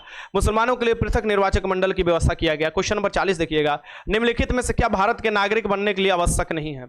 भारत के नागरिक बनने के लिए नागरिकता संविधान के भाग 2 में है और नागरिकता वाला हम लोग यहाँ सिंगल सिटीजनशिप है, जस्ट लाइक आपको ब्रिटेन में जैसे पड़ेगा। यानी सिंगल सिटीजनशिप में वंशानुक्रम यानी वंश आपका यहाँ पर है तो सही बात हो जाएगा, जन्म हुआ है तब पर भी हो जाएगा। अधिगृहित संपत्ति का अधिग्रहण कर लेते हैं तो क्या नागरिकता मिल जाएगा? जी नहीं, नहीं मिलेगा। क्या बैंक में पैसा जमा करने से आपको नागरिकता मिल जाएगा? जी नहीं मिलेगा। खेत खरीदने से? जी नहीं मिलेगा। तो ये अधिगृहित संपत्ति आप करिएगा तो नागरिकता नहीं पा सकते हैं। देशीकरण यानी कौन से क्षेत्र को आपको भारत में मिला लिया गया, देशीकरण कर लिएगा तब पर भी आप भारत के नागरिक हो जाएंगे, ये याद रखिएगा। तो ये हो जाएगा 40 के आंसर सी हो जाएगा। क्वेश्चन नंबर 41 देखिए, लोकसभा के अध्यक्ष अपना त्यागपत्र किसे संबोधित करते हैं? तो लोकसभा के अध्यक्ष अपना त्यागपत्र किसे संबोधित करते हैं? उपाध्यक्ष को। लोकसभा के उपाध्यक्ष को करते हैं और राष्ट्रपति उपराष्ट्रपति को, उपराष्ट्रपति राष्ट्रपति को। इसका आंसर क्या हो जाएगा? यहाँ पर डी हो जाएगा। आगे चलते हैं, क्वेश्चन देखते हैं। क्वेश्चन नंबर 42 देख लीजिए। भारत के किस राज्य में द्विसदनीय व्यवस्थापिका है? भारत के किस राज्य में द्विसदनीय व्यवस्थापिका है ये आपको बताना है। तो भारत के किस राज्य में? बिहार में है और नहीं है पूछ रहा है, आपको व्यवस्थापिका नहीं है। तो भारत के कौन कौन राज्य में है? बिहार में है द्विसदनीय, उत्तर प्रदेश में है, महाराष्ट्र में है, कर्नाटक में है, आंध्र प्रदेश में है, तेलंगाना में है। 6 राज्यों में है। पंजाब में भी नहीं है और आपको जम्मू कश्मीर में भी नहीं, क्योंकि जब ये क्वेश्चन पूछा हुआ था, ये 2019 के पहले का क्वेश्चन था, तो उस समय तक जम्मू कश्मीर में आपको केंद्र शासित प्रदेश नहीं था। जम्मू कश्मीर आर्टिकल 370 के तहत विशेष राज्य का दर्जा पाया हुआ था। उस समय तक देखोगे जम्मू कश्मीर में विधान परिषद था, लेकिन आप फिर देखोगे कि यहां भी खत्म, यहां भी खत्म, यानी अब आंसर आएगा तो आपको दोनों लगाना होगा। ये बात ध्यान में रखिएगा। क्वेश्चन नंबर 43 देख लीजिए। कौन से मूल अधिकार केवल भारतीय नागरिकों के लिए उपलब्ध है? कौन से मूल अधिकार केवल भारतीय नागरिकों के लिए उपलब्ध है, ये आपको बताना है। तो ये देखोगे, सबसे पहले जितने भी मूल अधिकार हैं जिसमें विशेष उपबंध मिलते हैं, विशेष संरक्षण मिलता है, वो आपको भारतीय नागरिक को उपलब्ध होंगे, विदेशी को नहीं होंगे। जस्ट लाइक नौकरी या पढ़ाई में जो आरक्षण की व्यवस्था मिलता है, पढ़ाई में नामांकन में आर्टिकल 15 के तहत, नौकरी में आर्टिकल 16 के तहत, वो विदेशी को क्यों दिया जाएगा, वो तुम्हारा इंडियन हो जाएगा। और सबसे पहले हम देखेंगे कि आर्टिकल 14 जो शुरुआत होता है, कानून के समक्ष समता, सबके लिए समान होगा, इस बात को ध्यान में रखिए, हमारा नागरिक हो या विदेश के नागरिक हो। तो ये वाला ऑप्शन तो ऐसे ही आर्टिकल 14 से कट गया, ठीक ना। फिर हम आते हैं कि यहां पर आर्टिकल क्या दे रहा है, 24 दे रहा है। सो आर्टिकल 24 का सिर्फ भारतीयों के लिए है। आर्टिकल 24 में कहा जाता है बाल श्रम। क्या अंग्रेज या किसी अन्य देश के लोगों को 14 वर्ष से कम बचवा को पकड़कर यहां पर हम लोग श्रम करा सकते हैं, मजदूरी करा सकते हैं? जी नहीं करा सकते हैं। तो वो भी आपको देखोगे, ये पूछ रहा है क्या ये आपको देखोगे ये सिर्फ भारतीयों के लिए उपलब्ध है? भारतीयों के लिए भी नहीं करा सकते हैं, और साथ में आपको देखो विदेशी को भी नहीं करा सकते, यानी ये दोनों को आपको उपलब्ध है। तो ये देखोगे ये आपको लास्ट में बच जाता है। और वैसे भी आर्टिकल 19 में भी सिर्फ भारतीयों को ही आर्टिकल 19 उपलब्ध है, इसे भी ध्यान में रखिएगा। और आर्टिकल 29 जो कि आपको अल्पसंख्यक के बारे में बताता है कि अपना लिपि, अपना संस्कृति, पाठ्यक्रम को आपको बचा सकते हैं। और आर्टिकल 29 आप देखोगे ये आपको भारतीयों के बारे में बताया गया है। हमारे यहाँ धार्मिक और भाषाई दो प्रकार का अल्पसंख्यक है, यानी कि यहाँ पर एलिमिनेट कर लो, यहाँ पर अनुच्छेद ए आपको पहला मतलब कि ऑप्शन हो जाएगा, अनुच्छेद 15, 16, 19 और 30 सिर्फ भारतीयों के लिए है। क्वेश्चन नंबर 14 देख लो, आपके सामने है क्वेश्चन नंबर 14। चलो लगाते हैं इसे। इसमें से कथन चुनना है, कथन जो सही होगा वही चुनना है। आप बताओ इसमें से क्या बोल रहा है। राज्यसभा में 11 सदस्य को राष्ट्रपति मनोनीत करते हैं? जी नहीं, राज्यसभा में 12 सदस्यों को मनोनीत किया जाता है, ये तो पहले ही गलत हो गया। प्रत्येक प्रत्याशी को उसी राज्य का होना चाहिए? जी नहीं, नहीं होना चाहिए। जैसे कि एस जयशंकर कहां से राज्यसभा सीट होकर गए हैं, जो अभी हमारे विदेश मंत्री हैं, गुजरात से अभी चुने गए, तो वो वहीं के नहीं होना चाहिए, आपको राज्यसभा कहीं से भी आप चुनकर भेजे जाते हैं, ठीक। राज्यसभा को भंग किया जा सकता है? जी नहीं, राज्यसभा एक अस्थायी सदन है, इसको भंग नहीं किया जा सकता है। लोकसभा में राष्ट्रपति 2 सदस्य मनोनीत करते हैं? देखिए लोकसभा में राष्ट्रपति 2 सदस्य मनोनीत करते थे, लेकिन यह प्रावधान अब खत्म कर दिया गया। 2 एंग्लो इंडियन को मनोनीत करते थे, तो यह प्रावधान खत्म कर दिया गया। लेकिन उस समय यह क्वेश्चन पूछा हुआ था, तो उस समय था, मतलब 104वां संविधान संशोधन के पहले आप देखोगे ये चीज था, तो ये आंसर इसका डी हो जाता। लेकिन अब यह भी प्रावधान नहीं है, एंग्लो इंडियन वाला प्रावधान नहीं है। चलो आगे चलते हैं। क्वेश्चन 45, सत्य कथन चुनिए। यह बताना है इसमें से सत्य कथन चुनना है, बताइए इसमें से सत्य कथन कौन होगा, लगाइए। लोकसभा अध्यक्ष को कौन शपथ दिलाते हैं? सनया तिवारी। लोकसभा अध्यक्ष को कोई शपथ नहीं दिलाता है, और लोकसभा अध्यक्ष क्योंकि लोकसभा का ही सदस्य होते हैं, तो वो सदस्य होने का शपथ लेते हैं, अध्यक्ष होने का शपथ नहीं लेते। आगे देखो क्वेश्चन नंबर 45, सत्य कथन को चुनिए। सत्य कथन क्या है, देखिए यहाँ पर वित्त आयोग संवैधानिक निकाय है, एकदम सही है, सत्य कथन हो ही गया, पहला हो गया। वित्त आयोग जो आर्टिकल 280 में है, ये एक संवैधानिक निकाय है, इस बात को ध्यान में रखिएगा। वित्त आयोग को संसद नियुक्त करती है? जी नहीं, राष्ट्रपति। वित्त आयोग में 5 सदस्य होते हैं? जी नहीं, गलत दिया हुआ है, हर 6 वर्ष नहीं 5 वर्ष। तो ये आपको सिर्फ एक स्टेटमेंट ए सही है। और अभी 15वें जो वित्त आयोग है, इनके अध्यक्ष हैं नंद किशोर सिंह, यानी कि एनके सिंह है। आगे देखते हैं क्वेश्चन नंबर 46 देख लेते हैं। राज्यसभा में गणपूर्ति हेतु, गणपूर्ति मतलब होता है कोरम, कोरम मतलब कि बैठक के लिए, ठीक। सो कोरम के लिए आपको बताना है इसमें कि राज्यसभा में कोरम के लिए क्या होगा। चलिए बताइए, क्वेश्चन नंबर 46 लगाइए। क्वेश्चन नंबर 46 है कि राज्यसभा में गणपूर्ति हेतु कितने सदस्यों की आवश्यकता होती है। सो राज्यसभा की मैक्सिमम स्ट्रेंथ कितना है? 250। इसका 1/10 कर लो, 1/10 करोगे तो ये क्या हो जाएगा आपको 25, यानी कम से कम गणपूर्ति के लिए 10वां भाग तो होना ही चाहिए, तभी तो कोई भी बैठक होता है। यहां देखोगे ये क्या हो जाएगा, यहां पर 25 हो जाएगा। लेकिन यही अगर हम बात करें, यही बात करें लोकसभा का, तो लोकसभा में देखोगे मैक्सिमम संख्या जो होता है अभी जो हो सकता है 550 हो सकता है, मैक्सिमम संख्या 550। इसका 1/10 करोगे तो 55 चाहिए ही चाहिए आपको गणपूर्ति के लिए, लोकसभा में आपको चाहिए। और वैसे अलग अलग राज्यों की जो विधानसभा की सीटें हैं उसके अकॉर्डिंग 1/10 आपको मिला लेना होगा। क्वेश्चन 47 देखो, संसद की प्राक्कलन समिति है। प्राक्कलन समिति में देखो कि सबसे बड़ी समिति है, संसद की सबसे बड़ी समिति क्या है? प्राक्कलन समिति, और एक अस्थायी समिति है, और इसमें टोटल 30 सदस्य होते हैं, सभी के सभी आपको क्या होते हैं? लोकसभा के सदस्य होते हैं। इसे याद रखिएगा, इसका आंसर क्या हो जाएगा? ए हो जाएगा। क्वेश्चन नंबर 48 देख लेते हैं। 48 क्या कह रहा है, इसे मैं छोटा कर देता हूं। देखो, वित्त आयोग के संदर्भ में गलत कथन को चुनिए। वित्त आयोग के संदर्भ में गलत कथन, आप देखो फिर वित्त आयोग के बारे में गलत कथन दे दिया। वित्त आयोग द्वारा की गई सिफारिश राष्ट्रपति पर बाध्यकारी होता है? जी नहीं, गलत तो पहले नंबर ही देगा, बाध्यकारी नहीं होता है, राष्ट्रपति मान भी सकता है नहीं भी मान सकता है, ठीक। वित्त आयोग के अध्यक्ष के पद के लिए योग्यता संविधान से निर्धारित की गई है, सही है। अभी तक 15 वित्त आयोग हो चुके हैं, सही बात है। संविधान के अनुच्छेद 280 के अनुसार वित्त आयोग का गठन है, यह भी सही है, ठीक। लेकिन आपको बाध्यकारी नहीं होती है अगर सिफारिश करता है राष्ट्रपति को, यह बाध्यकारी नहीं। और असल में वो तो बाध्यकारी किस पर होता है? सरकार पर होता है, यानी सरकार को ही तो लागू करना होता है ना, जो भी आपको वित्त आयोग जो काम देता है, ठीक। तो वो कर भी सकता है, उसमें से कटौती भी कर सकता है, जो जो उसको अच्छा लगा लागू कर सकता है। 49 देखो, भारत की पहली महिला मुख्यमंत्री कौन थी? भारत की पहली महिला मुख्यमंत्री का नाम बताना है। तो भारत की पहली महिला मुख्यमंत्री बनी थी आपको उत्तर प्रदेश से, और इनका नाम था सुचेता कृपलानी। सुचेता कृपलानी थी, याद रखिएगा। और भारत की पहली महिला राज्यपाल जो थी वो थी आपको सरोजनी नायडू, वो भी उत्तर प्रदेश की ही बनी थी। आगे देखते हैं क्वेश्चन नंबर 50 देख लेते हैं। अब 50 नंबर क्वेश्चन जो है ये थोड़ा बड़ा क्वेश्चन है, इसे मैं आपको छोटा करता हूं और फिर देखिए ये क्या कर रहा है। भारत का कोई नागरिक अपनी नागरिकता खो सकता है, यानी नागरिकता खत्म हो सकता है भारत के नागरिक का। ये कैसे? वो भारतीय नागरिकता को परित्याग कर दे, एकदम सही है। भारतीय नागरिकता को स्वतः कोई अगर परित्याग कर देता है तो ये बात सही है, खत्म हो जाता है। स्वेच्छा से किसी अन्य देश की नागरिकता भी ग्रहण कर लेता है, यानी अन्य देश का आप नागरिक बन जाते हैं तो अपने आप ही आपको भारत का नागरिकता खत्म हो जाता है।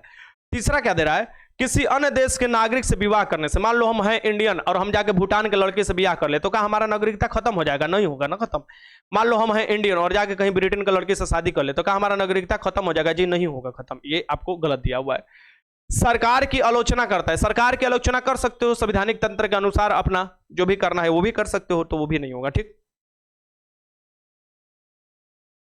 तो इसमें से आपको दो मात्र सही है, ये दोनों आपको गलत है। नागरिकता प्रत्याग करने का 1 और 2 सिर्फ है, उसके अनुसार आप प्रत्याग कर सकते हो, यानी कि इसके आंसर क्या हो जाएगा? यहां पर सिर्फ 1 और 2 हो जाएगा, सही होगा नागरिकता प्रत्याग करने का। क्वेश्चन 51, भारत की राजकोषीय नीति किसके द्वारा? देखो, राजकोषीय नीति और मौद्रिक नीति, ठीक, तो राजकोषीय नीति जो आपको लागू करता है ये राज्य करता है, यानी कि सरकार करेगा। नाम से ही पता चल रहा है कि वित्त मंत्रालय हो जाएगा, वित्त मंत्रालय करेगा, सरकार करेगा। और मौद्रिक नीति यानी मॉनेटरी पॉलिसी वो आरबीआई करता है। तो दो नीति होता है आपको, ये आप दोनों नीति याद रखिएगा। राजकोषीय नीति कौन करता है? तो वो कर देगा आपको सरकार करेगा, माने वित्त मंत्रालय। और मौद्रिक नीति कौन करेगा? आरबीआई करेगा। क्वेश्चन नंबर 52 देखिए, पंचायती राज व्यवस्था सबसे मुख्य भाग क्या है? पंचायती राज व्यवस्था का सबसे मुख्य भाग क्या है ये बताना है। तो पंचायती राज व्यवस्था का सबसे निचला स्तर पर जो शासन होता है वो ग्राम पंचायत होता है, और ग्राम सभा वो ही उसका भाग होता है। इसका आंसर क्या हो जाएगा? ग्राम सभा सबसे निचला भाग होता है। इसका आंसर क्या होगा? पंचायती राज का। 73वां संविधान संशोधन द्वारा पंचायती राज को संवैधानिक दर्जा दिया गया था। भारत में नए राजनीतिक दल को अनुमति, और पंचायती राज किस सूची का सब्जेक्ट है? राज सूची का सब्जेक्ट है। पंचायती राज को टोटल दिया गया है 29 सब्जेक्ट कानून बनाने के लिए। क्वेश्चन नंबर 53 देखो, भारत में नए राजनीतिक दल की अनुमति कौन देता है? नए राजनीतिक दल की अनुमति चुनाव आयोग देता है। नए राजनीतिक दल की अनुमति चुनाव आयोग देता है, इस बात को ध्यान में रखिएगा। इसके आंसर क्या हो जाएगा? यहां पर ए हो जाएगा, ए। 54 देख लो, भारत में राष्ट्रपति चुने जाने से पूर्व रामनाथ कोविंद कहां के गवर्नर थे? तो भारत में राष्ट्रपति चुने जाने, यानी पिछला जो राष्ट्रपति थे रामनाथ कोविंद थे, अपने बिहार के उस समय राज्यपाल थे, फिर उनको राष्ट्रपति के तौर पर चुन लिया गया। ठीक ना, तो इतना बिहार के उस समय राज्यपाल थे। इसका आंसर क्या हो जाएगा? यहां पर ए हो जाएगा। क्वेश्चन नंबर आपको 55 देखना है। भारतीय संविधान के 44वें अनुच्छेद के अनुसार समान नागरिक संहिता, यानी हमारे संविधान के 44वें अनुच्छेद में है समान नागरिक संहिता।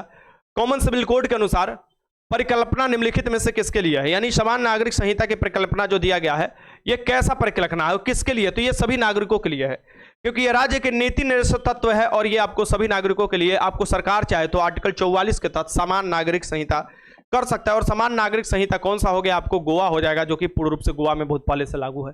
56 देखो, निम्नलिखित में से कौन सा एक आदेश किसी व्यक्ति को गैर कानूनी ढंग से बंदी बनाए जाने पर उसकी स्वतंत्रता सुनिश्चित करने के लिए उच्चतम न्यायालय द्वारा जारी किया जा सकता है? यानी इनमें से कौन सा आपको अनुच्छेद है जो कि किसी बंदू को बंदी बना लेते हैं, किसी भी बंदा को या किसी भी इंसान को, तो वो आपको उसको बंदी बनाया जाता है। तो ये किस अनुच्छेद के तहत? वो जाएगा आर्टिकल 32 के तहत सुप्रीम कोर्ट जा सकता है, और आर्टिकल 226 के तहत जा सकता है हाई कोर्ट। तो वो आपको रीट जारी करेगा, उस रीट का नाम है बंदी प्रत्यक्षीकरण। यानी जितने बंदी बनाए गए हैं, यानी अगर 24 घंटे के अंतर्गत आपने पेश नहीं किया तो इस रीट को आप उपयोग करते हुए जो बंदी बनाया है उसके खिलाफ रीट होगा, और वो बोलेगा कोर्ट कि आप किस आधार पर इसको बंदी बनाए हैं और क्यों नहीं मजिस्ट्रेट के सामने 24 घंटा बाद पेश किए, कारण बताइए। इसके आंसर क्या हो जाएगा? यहाँ पर ए हो जाएगा। और अगर वो दिन डांग डिंग डांग करता है तो फिर उसको जेल भी हो सकता है और उसका नौकरी भी खत्म हो जाएगा। क्वेश्चन नंबर 57, राष्ट्रीय गीत किस उपन्यास से लिया गया है? हमारा जो राष्ट्रीय गीत है वंदे मातरम, आपको जो है ये बंकिम चंद्र चटर्जी ने लिखा है, और इन्होंने आपको जो लिया है ये इनके बुक आनंद मठ से लिया गया है। 57 के आंसर क्या हो जाएगा? यहाँ पर ए हो जाएगा। आगे देखो क्वेश्चन नंबर 58, एक भारतीय राज्य के रूप में बिहार बना। एक भारतीय राज्य के रूप में बिहार कब बना था ये आपको बताना है। एक भारतीय राज्य के रूप में बिहार कब बना था? तो एक भारतीय राज्य के रूप में बिहार जो बना था ये आपको 1912 में बना था, इस बात को ध्यान में रखिएगा। 1912 में, और बिहार को अपना अलग पहचान दिलाने में सच्चिदानंद सिन्हा का बड़ा योगदान है। बिहार दिवस हम लोग 22 मार्च को मनाते हैं हर साल। क्वेश्चन नंबर 59 देखो, भारतीय संविधान में मूल कर्तव्य को सम्मिलित किया गया। सो मूल कर्तव्य के लिए कौन सी सिफारिश किए थे, कौन सी समिति ने सिफारिश किया था? ये शोर से समिति ने सिफारिश किया था। और ये 42वें संविधान संशोधन द्वारा 1976 में 51 के ए में आपको 11 मूल कर्तव्य अभी देखने को मिलेगा। 59 के आंसर क्या हो जाएगा? आपको ए हो जाएगा, शोर से समिति सिफारिश किए थे। आगे चलते हैं, क्वेश्चन 60 आपके सामने है, ये देखिए।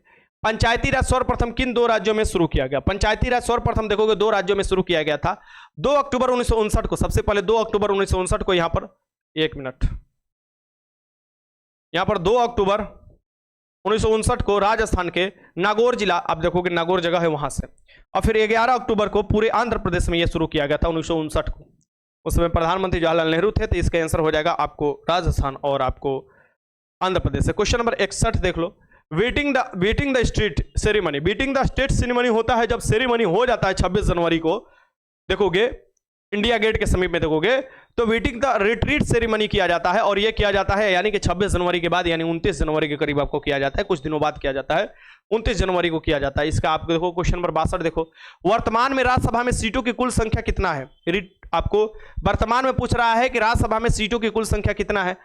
प्रभावी संख्या, ये देखो यहां पर साफ साफ लिखा हुआ है प्रभावी संख्या, तो प्रभावी संख्या 245, यानी कि 245 पर ही आपको चुनाव होता है ना, 245। मैक्सिमम कितना हो सकता है? 250 हो सकता है, इस बात को ध्यान में रखिए। और राज्यसभा लोकसभा की मैक्सिमम संख्या कब तक है? 2026 तक है, 2026 तक यथावत रहेगा। बाकी परिसीमन आयोग का गठन किया जाएगा, वो बताएगा कैसे कहां पर बढ़ सकता है, तो वो उसका काम है। चलो आगे बढ़ते हैं। हाँ, राष्ट्रगान के लिए 52 सेकंड है, राष्ट्रगीत के लिए 56 सेकंड है। बहुत अच्छा रखी मोदी। आगे चलते हैं, क्वेश्चन देखते हैं। भारतीय संविधान के अनुच्छेद 117 का संबंध किससे है? तो भारतीय संविधान का अनुच्छेद 117 का संबंध बताना है किससे है? धन विधेयक, वित्त विधेयक, आपको वित्त आयोग या नीति आयोग, तो वित्त विधेयक से संबंधित, वित्त विधेयक से संबंधित कौन सा है? आपको आप देखोगे भारतीय संविधान का अनुच्छेद 117 जो है ये वित्त विधेयक के संबंधित है। ठीक, आगे चलते हैं, क्वेश्चन नंबर 64 देखते हैं। सामूहिक रूप से मंत्रिपरिषद किसके प्रति उत्तरदायी होता है? तो सामूहिक रूप से मंत्रिपरिषद, देखो सामूहिक रूप से दे रहा है, यानी कि सामूहिक रूप से अगर अंतरिम मंत्रिपरिषद, यानी अगर मंत्री एक भी कोई गलती करता है तो अगर उसके खिलाफ अविश्वास प्रस्ताव आता है तो पूरे मंत्री यानी मंत्रिपरिषद को त्यागपत्र देना पड़ेगा। इससे सामूहिकता का सिद्धांत कहा जाता है, सामूहिक आपको मंत्रिपरिषद।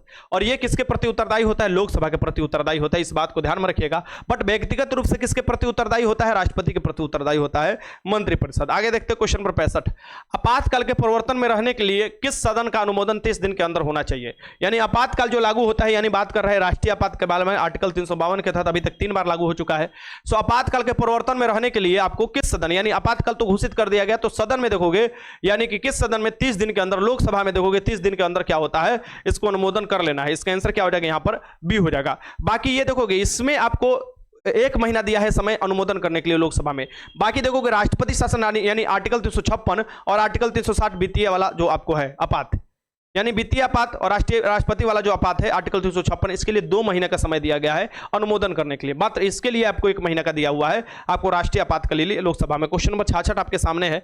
भारत के नियंत्रक महालेखक परीक्षक द्वारा दिया गया लेखा परीक्षण संबंधी प्रतिवेदन की जांच कौन सी समिति करती है? यानी नियंत्रक और लेखक परीक्षक कई रिपोर्ट देता है आपको, कई रिपोर्ट का जो ऑडिटिंग किया जाता है वो किया जाता है लोक लेखा समिति। और लोक लेखा समिति में टोटल 22 सदस्य होते हैं, जिसमें से 15 लोकसभा के सदस्य होते हैं और 7 राज्यसभा के सदस्य होते हैं। इस बात को ध्यान में रखिएगा। ये लोक लेखा समिति जो है ये आपको नियंत्रक महालेखक परीक्षक समिति की रिपोर्ट को जांच करती है। क्वेश्चन नंबर 67 देख लो। संविधान सभा के सदस्यों द्वारा संविधान पर कब हस्ताक्षर किया गया?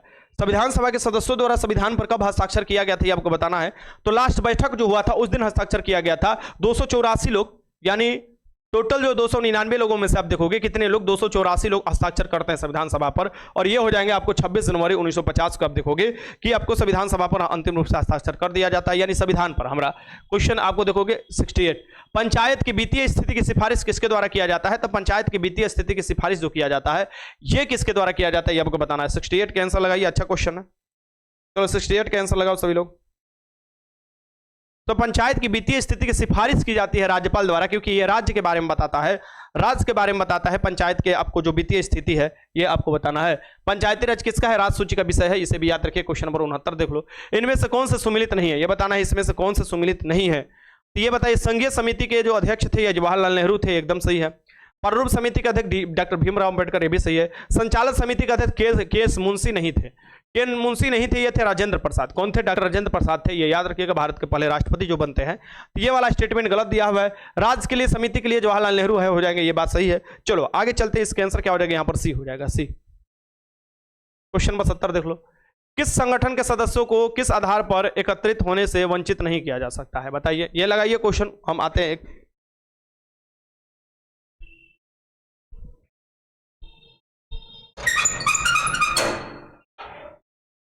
क्लास कराना। बैठिए, बैठ जाइए वहीं पर, अभी बैठना है तो, नहीं तो फिर बाद में आइएगा। चलिए, किस संगठन के सदस्यों को किस आधार पर एकत्रित होने से वंचित किया जा सकता है? तो किस आधार पर वंचित किया जा सकता है एकत्रित होने से? लिए आप देखोगे राष्ट्र की एकता और आपको संप्रभुता। राष्ट्र की एकता और संप्रभुता अगर खतरे में आती है तो कोई भी कार्य आप देखोगे कि वो आपको रोका जा सकता है। अब ये इसका आंसर क्या हो जाएगा? यहाँ पर ए हो जाएगा, जो कि आर्टिकल 19 के तहत आपको जो स्वतंत्रता मिला है। युक्त प्रतिबंध आपको लगाया जा सकता है जिसमें राष्ट्र की एकता और संप्रभुता पर अगर खतरा होता है तो आप लगा सकते हैं। क्वेश्चन नंबर 71 देखो। जब राज्यसभा के सभापति और उपसभापति उसके पद से हटाने का संकल्प विचाराधीन हो तब उसका पीठासीन न होना भारतीय संविधान के किस अनुच्छेद में है? ये क्या कह रहा है? ध्यान से क्वेश्चन पढ़ो, देखो क्या कह रहा है। जब राज्यसभा के सभापति या उपसभापति उसके पद से हटाने के संकल्प विचाराधीन हो। जब राज्यसभा के सभापति या उपसभापति, राज्यसभा के सभापति किसे कहा जाता है? उपराष्ट्रपति को। और उपसभापति दोनों का पद से हटाने के लिए संकल्प विचाराधीन हो तो किस अनुच्छेद के अनुसार ये कहता है ये आपको कि तो उसका पीठासीन होना, यानी वो अध्यक्षता नहीं करेगा, ये न करेगा। ये अनुच्छेद 52 में ये प्रावधान दिया गया है। कौन सा इसका आंसर हो जाएगा? अनुच्छेद 52। चलो आगे चलते हैं, क्वेश्चन नंबर 72 देखो। भारत में दलीय व्यवस्था किस प्रकार की है? तो भारत में जो दलीय व्यवस्था है, ये आपको एक दल नहीं है भारत में। अभी राष्ट्रीय तौर पर देखें तो 6 दल है, राज्य स्तर पर बहुत है, क्षेत्रीय स्तर पर बहुत से दल है। तो भारत में बहुदलीय व्यवस्था है। इसका आंसर क्या हो जाएगा? यहाँ पर सी हो जाएगा। क्वेश्चन नंबर 73 देखो। भारत का राष्ट्रपति किस प्रकार के वीटो का प्रयोग नहीं करता है? तो भारत के राष्ट्रपति किस प्रकार के वीटो का प्रयोग नहीं करते? तो भारत के राष्ट्रपति के पास 3 प्रकार के वीटो हैं, जिसमें एक वीटो पॉकेट वीटो का तो आप लोग जानते ही हैं, यानी जलसी ने उपयोग किया था। डाकघर वाला अधिनियम जब आया था तो 1982 के करीब। ये पॉकेट वीटो का एक बार उपयोग हो चुका है। अत्यांतिक वीटो का अधिकार है इनके पास। आपको निलंबनकारी वीटो का अधिकार है, विशेषित अधिकार नहीं है। विशेषित वीटो का कोई अधिकार नहीं है भारत के राष्ट्रपति के पास। तो इसके आंसर क्या हो जाएगा? यहाँ पर ए हो जाएगा। आंसर यानी ए हो जाएगा। ये अधिकार इनके पास नहीं है, हमारे राष्ट्रपति का ये कोई वीटो नहीं है। वीटो मतलब होता है निषेधाधिकार। आगे देखो, आगे देखते हैं क्वेश्चन नंबर 44 देख लो, 74 माफ करना 74 देख लो। किस अनुच्छेद के तहत नीति निषेध तत्व को न्याय में प्रसंगत नहीं किया जा सकता है? तो किस अनुच्छेद के तहत आप देखोगे नीति निषेध तत्व को न्यायालय में प्रसंगत नहीं किया जा सकता है, यानी न्यायालय में आप नहीं जा सकते हैं। अगर डीपीएसपी का कोई प्रावधान लागू नहीं है तो आप न्यायालय नहीं जा सकते हैं। ठीक, हाँ, डाकघर वाला जो अधिनियम आया था कि कोई का जो चिट्ठी है आप खोलकर पढ़ सकते हो, राजीव गांधी थे, तो ये अधिनियम पास नहीं हुआ क्योंकि ज्ञानी जैल सिंह अपना पॉकेट में ही रखकर ये आपको कानून रख लिए थे। और देखोगे बाद में ये खत्म हो गया। तो ये देखोगे कि आपको जो उस समय ये आया था डाकघर वाला अधिनियम कि आप किसी का भी चिट्ठी को अगर लगे तो आप उसको खोलकर पढ़ सकते हैं, यानी ये शक्ति देने का प्रावधान किया गया था। तो किस अनुच्छेद के तहत नीति निषेध तत्व को न्यायालय में प्रसंगत नहीं किया जा सकता है? ये आर्टिकल 37 के तहत। आर्टिकल 37 के तहत आप न्यायालय में नहीं जा सकते प्रसंगत करने के लिए। ठीक, इसका आंसर भी हो जाएगा क्वेश्चन नंबर 75। किस निर्वाचन आयुक्त को कौन पदयोचित कर सकता है? राज्य निर्वाचन, माफ करना, राज्य निर्वाचन आयुक्त को कौन पदयोचित कर सकता है, यानी हटा सकता है, ये आपको बताना है। सो राज्य निर्वाचन आयुक्त जो है आर्टिकल 243, आर्टिकल 243 के में आपको देखोगे राज्य के चुनाव कराने के लिए राज्य निर्वाचन आयुक्त की व्यवस्था किया गया है। और वही प्रक्रिया है जैसे उच्च न्यायालय के न्यायाधीश को हटाने की प्रक्रिया है, सेम प्रक्रिया इनको हटाने का है, यानी कि इसका 75 का आंसर क्या हो जाएगा? यहाँ पर डी हो जाएगा। आगे देखते हैं क्वेश्चन नंबर 76। निम्न में से राष्ट्रपति के कार्यकाल से संबंधित कौन सा क्रम सही है? सो राष्ट्रपति के कार्यकाल से संबंधित कौन सा कथन सही है? सभी कथन देखेंगे तभी तो लगा पाएंगे। अब लगाइए इसके आंसर, कौन सा कथन सही है? निम्न में से राष्ट्रपति के कार्यकाल से संबंधित देख लो। सबसे पहले तो यहां पर अगर देखोगे ज्ञानी जैल सिंह दे रहा है, फखरुद्दीन अहमद दे रहा है, तो फखरुद्दीन अहमद पहले आएंगे, ज्ञानी जैल सिंह बाद में आएंगे, तो ये तो पहले ही काम खत्म। अब देखो फखरुद्दीन अहमद, ज्ञानी जैल सिंह हो जाएंगे, के आर नारायण हो जाएंगे। सो के आर नारायण दे रहा है, ठीक ना? तो ये आपको बताओ के आर नारायण दे रहा है, पहले ही आपको दे रहा है, तो क्या लग रहा है कि ये आपको सही है? अरे के आर नारायण तो 1997 से थे ना भाई, 2000 आपको तो 1997 में 5 साल जोड़ोगे तो 2002 तक थे, तो लास्ट में थे। ये तो आपको लास्ट में थे ना, तो ये तो काम खत्म हो गया ऐसे ही। फखरुद्दीन अली अहमद के आर काम खत्म, ये भी खत्म। अब देखो फखरुद्दीन अली अहमद के बाद ज्ञानी जैल सिंह आए थे, एकदम सही है। आर वेंकट रमन थे, फिर शंकर दयाल समर थे, और फिर जाकर आपको आए थे कौन से आए, तो आपको नारायण जी आए थे, आपको के आर नारायण जी आए थे, और फिर उसके बाद एपीजे अब्दुल कलाम जी आते हैं। तो देखोगे ये चीज आपको देखने को मिलता है। फिर प्रतिभा सिंह पाटिल देखने को आती हैं, ये से आपको मिलता है।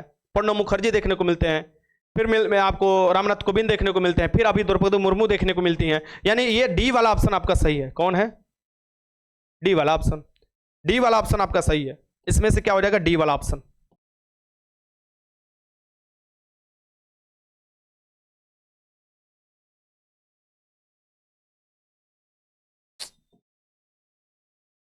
आगे देखते हैं क्वेश्चन नंबर 77 देख लो। भारत में कितने बार आपातकाल लागू हो चुका है? भारत में अभी तक कितने बार आपातकाल लागू हो चुका है? तो भारत में 3 बार लागू हो चुका है। 1952 में, 1962 में देखो चाइना के साथ युद्ध जो हुआ था, 1971 में देखोगे बांग्लादेश जो बना था उस समय पाकिस्तान के साथ युद्ध हुआ था, और 1975 से 77 में आंतरिक अशांति के आधार पर इंदिरा गांधी लगाई थी। ठीक, तो ये वाला देखोगे इसका आंसर क्या हो जाएगा? 3 बार अभी तक लागू हो चुका है। बी हो जाएगा इसका आंसर। आगे देखते हैं क्वेश्चन नंबर 78। संविधान के उद्देशिका में किस मौलिक अधिकार का वर्णन नहीं है? संविधान के उद्देशिका यानी प्रेम्बल में किस मौलिक अधिकार का वर्णन नहीं दिया गया है, ये आपको बताना है। तो विचार की स्वतंत्रता, विश्वास की स्वतंत्रता, अभिव्यक्ति की स्वतंत्रता, आर्थिक स्वतंत्रता नहीं है, राजनीतिक है। इसका आपको आंसर क्या हो जाएगा? यहाँ पर 78 का आंसर क्या हो जाएगा? ये आपको स्वतंत्रता के बारे में नहीं बताया गया। ठीक, 5 प्रकार के स्वतंत्रता आपको जो दिया गया है प्रस्तावना में, यह आर्थिक स्वतंत्रता का उल्लेख नहीं है। क्वेश्चन नंबर 79 देख लेना है। यहाँ पर पंचायती राज की व्यवस्था से संबंधित समिति कौन सी थी? पंचायती राज की व्यवस्था से संबंधित समिति कौन थी, आपको बताना है। पंचायती राज व्यवस्था से संबंधित थी, तो पंचायती राज व्यवस्था, ये दोनों आपको समिति नहीं संबंधित है। आगे देखते हैं। पंचायती राज व्यवस्था से संबंधित जो थी, हाँ ये देख लीजिए, ये दिया है बलवंत राय मेहता समिति हुआ, अशोक मेहता समिति हुआ। ठीक, ये सब आपको जो समिति थी आपको पंचायती राज से संबंधित थी। तो बलवंत मेहता समिति का गठन 1957 में किया गया था, और ये त्रिस्तरीय पंचायती राज यानी कि ग्राम पंचायत, पंचायत समिति और आपको जिला परिषद के बारे में बताए थे। इसका आंसर क्या हो जाएगा? यहाँ पर सी हो जाएगा आपको, बलवंत राय मेहता समिति। क्वेश्चन नंबर 80 देखिए। अंतर्राज्यीय परिषद का गठन किस समिति की सिफारिश पर किया गया था? 1983 में एक आपको समिति बनाया गया था जिसका नाम था केंद्र और राज्य के बीच में आपको संबंध को सुधारना, और ये 1987 में अपना रिपोर्ट दे दिया। तो 1983 में जो आपको समिति बनाया गया था, सरकारिया समिति, इन्होंने बोला आपको अंतर्राज्यीय परिषद यानी आर्टिकल 263 के तहत 1990 में देखोगे एक आपको परिषद का गठन किया जाता है, इसका नाम अंतर्राज्यीय परिषद था। और ये किस समिति द्वारा किया जाता है? सरकारिया समिति आपको हो जाएगा। सरकारिया समिति, अंतर्राज्यीय परिषद का जो गठन किया जाता है यह राष्ट्रपति करते हैं, लेकिन अध्यक्षता कौन करता है? प्रधानमंत्री करते हैं। आगे देखते हैं क्वेश्चन 81। उद्देशिका में 42वें संविधान संशोधन द्वारा कौन सा शब्द जोड़ा गया? उद्देशिका में 2 बजे टेलीग्राम पर होगा या क्या? अभी देखो मैं क्यूज सामने करा रहा हूं और मेरे बिना अनुमति का कोई स्टार्ट कर नहीं सकता क्यूज, तो अनुमति इधर से दूंगा तभी। तो पहले तुम लोग का खत्म कर लेते हैं। 2:30 बजे तक मैं कोशिश कर रहा हूं कि आप लोगों का क्यूज करा दूं। आज साइंस का 2-3 क्यूज कराऊंगा, चिंता मत करो, लेकिन अभी यहां पर खत्म करो। इसको खत्म करने के बाद ही कुछ हो सकता है। यहां पर देखो, उद्देशिका में 42वें संविधान संशोधन। अभी तुम लोग बोलोगे सर जी आप तो खाना खा ले, अभी खाना नहीं खाए सुबह से खाना भी नहीं खाए, एक समझ लो अभी तक कुछ नहीं। उद्देशिका में 42वें संविधान संशोधन द्वारा कौन सा शब्द जोड़ा गया था? ये आपको देखोगे 42वें संविधान संशोधन द्वारा 1976 में देखोगे, 1976 में देखोगे आपको 3 शब्द जोड़ा गया था। इसमें आपको समाजवादी, पंथ निरपेक्ष और अखंडता। समाजवादी, पंथ निरपेक्ष और अखंडता। 42वें संविधान संशोधन को मिनी कॉन्स्टिट्यूशन कहा जाता है। क्वेश्चन नंबर 82 देख लो। भारत के राष्ट्रपति को किस प्रकार से पदयोजित किया जा सकता है? तो भारत के राष्ट्रपति को कौन सी प्रक्रिया होती है? तो संसदीय प्रक्रिया होती है, संसद इसमें भाग लेता है, और संसदीय प्रक्रिया आर्टिकल 61 के तहत अपनाई जाती है, और संसदीय प्रक्रिया द्वारा देखोगे इसको पदयोजित किया जाता है। क्वेश्चन नंबर 83 देख सकते हैं। संघात्मक सरकार में क्या होता है? संघात्मक सरकार की क्या विशेषता है आपको बताना है। चलिए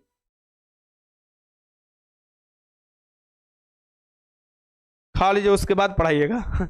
चलो पहले देख लेते हैं संघात्मक सरकार की विशेषता क्या है। संघात्मक मतलब कि शक्तियों का विकेंद्रीकरण।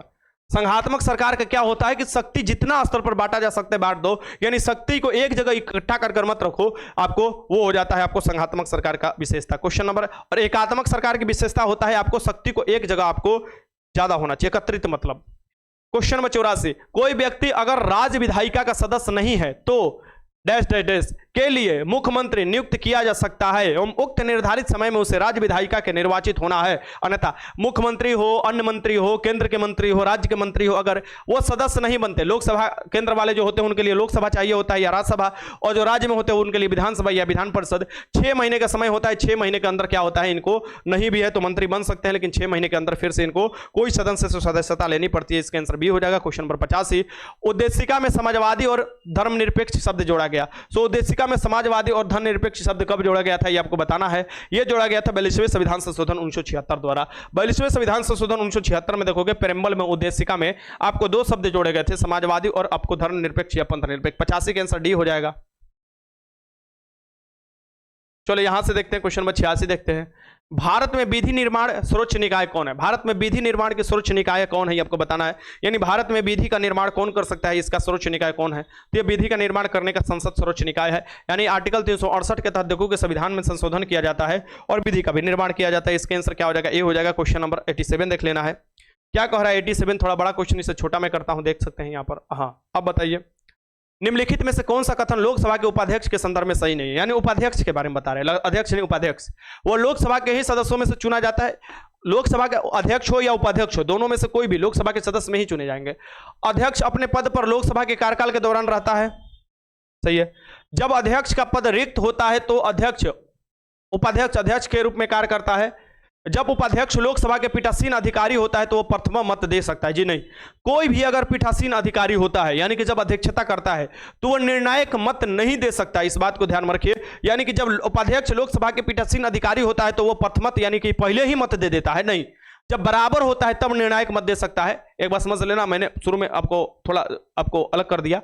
यहां पर देखो, जब आपको प्रथमत मत देने का मतलब कि मत हम दे दिए, तो मत कैसे दोगे? जब अध्यक्षता कर रहे हो तो तुम्हारा जरूरत तब पड़ेगा जब दोनों तरफ का मत बराबर होगा, तब तुम्हारा निर्णायक मत में हो सकता है कि तुम अपना मत दे सके, ठीक। तो ये वाला स्टेटमेंट गलत है, इसका आंसर क्या हो जाएगा यहाँ पर आपका डी हो जाएगा। क्वेश्चन नंबर 88 देखो, भारत में राष्ट्रीय मतदाता दिवस मनाया जाता है। भारत में राष्ट्रीय मतदाता दिवस कब मनाया जाता है? तो देखोगे 25 जनवरी को, 25 जनवरी 1950 को आप देखोगे निर्वाचन आयोग का गठन किया जाता है। आपको उसी समय आप देखोगे चुनाव आयोग जिसे हम कहते हैं, तो 25 जनवरी को हम लोग क्या मनाते हैं? आपको मतदाता दिवस। क्वेश्चन नंबर 89 देख लो, राज्य विधायिका में धन विधेयक को केवल किसकी पूर्व सिफारिश पर ही प्रस्तुत किया जा सकता है? राज्य विधायिका में देखोगे धन विधेयक सिफारिश किसका चाहिए? राज्यपाल का। केंद्र में देखोगे माने आपको लोकसभा में अगर प्रस्तुत करना है धन विधेयक तो किसकी चाहिए? राष्ट्रपति का। स्वयं उसी आपको राज्यपाल का चाहिए। आपको क्या हो जाएगा? इसका आंसर सी हो जाएगा आपका 89 का। भारत संविधान के अनुसार दल बदल के आधार पर निर्भरता का उल्लेख है। दल बदलू के आधार पर आप निर्भरताएं कर सकते हैं, उनको बाहर कर सकते हैं। इसमें कौन सा अनुसूची में? तो 52वां संविधान संशोधन द्वारा 1985 में देखोगे आपको 10वीं अनुसूची जोड़ा गया था और इसमें दल बदल के आधार पर आपको बाहर किया जा सकता है, इसलिए 10वीं अनुसूची इसका आंसर भी हो जाएगा। 91 देखो, राज्यसभा धन विधेयक को कितने दिनों के लिए रोक सकता है? राज्यसभा जो है धन विधेयक को कितने दिनों के लिए रोक सकता है, ये आपको बताना है। लगाइए क्वेश्चन। तो ये रोक सकता है राज्यसभा धन विधेयक को 14 दिन के लिए, और रोक सकता है अगर ठीक है बदलाव करने के लिए अपना बोलेगा कि सर ये बदलाव कर दीजिए, या लोकसभा आपको लोकसभा से बोलेगा तो लोकसभा जरूरी नहीं है। सर टारगेट वाला क्लास भी ले सकते हैं क्या? टारगेट वाला क्लास भी ले सकते हैं मतलब ना समझ में आ रहा है हमको। हाँ तो क्या है नहीं ले, ये क्लास सबके लिए। इसका आंसर क्या हो जाएगा? डी हो जाएगा, क्योंकि आगे तो ये सभी क्वेश्चन एक दूसरे से रिलेटेड है ना। बाद में देखो, संसद में प्रथम लोकपाल बिल पेश किया जाता है। संसद में प्रथम लोकपाल बिल जो पेश किया गया था ये आपको बताना है। तो संसद में प्रथम लोकपाल बिल जो पेश किया गया था 1968 में किया गया था ना। बताओ इसका आंसर।